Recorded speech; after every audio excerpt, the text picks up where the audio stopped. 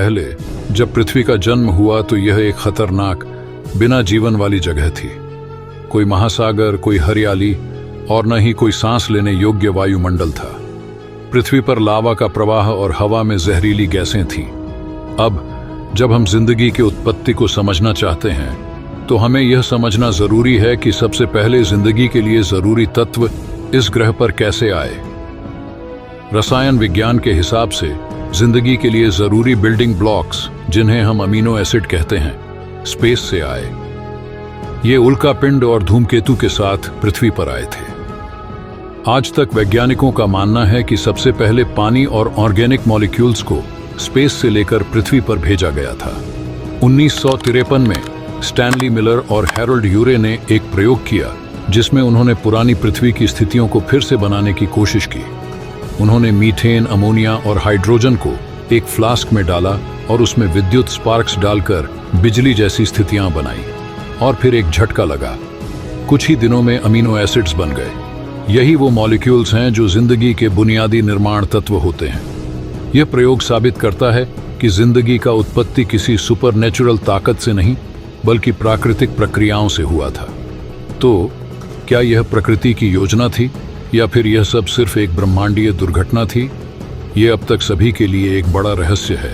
अब जब amino acids और अनऑर्गेनिक मॉलिक्यूल्स बन गए तो एक कदम आगे का सवाल था, कैसे ये मॉलिक्यूल्स अपने आप को व्यवस्थित करने लगे। यह प्रक्रिया आरएनए के माध्यम से हुई।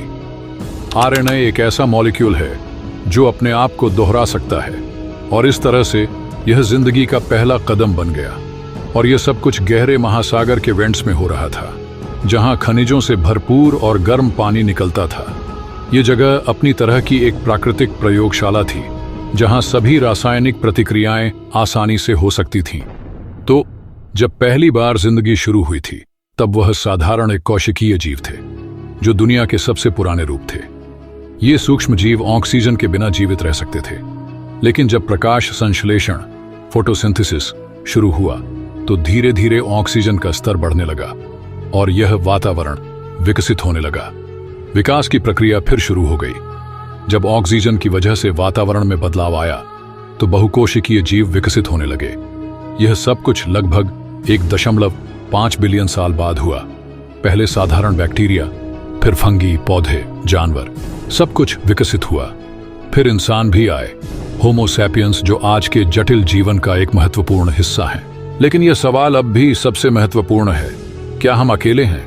जिंदगी का उत्पत्ति कैसे हुआ हम समझ चुके हैं, लेकिन सबसे बड़ा सवाल यह है कि हमारी तरह का जीवन ब्रह्मांड के किसी और कोने में है।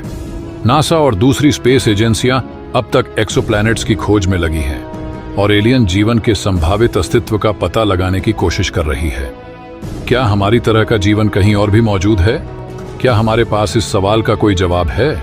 यह सब एक नई खोज का संकेत हो सकता है, जो हमारे लिए एक नई दुनिया खोल सकता है। तो आपको क्या लगता है, क्या जिंदगी एक संयोगात्मक घटना थी या इसके पीछे कोई ब्रह्मांडीय योजना थी? क्या यह सब एक दिव्य रचना है या फिर विज्ञान का ही परिणाम है? और सबसे बड़ा सवाल यह है, क्या हम अकेले हैं इस विशाल ब्रह्मांड में या फिर और कोई भी है? कमेंट करके बताएं और जाते जाते चैनल को सब्सक्राइब कर देना ऐसे ही माइंड ब्लोइंग फैक्ट्स देखने के लिए।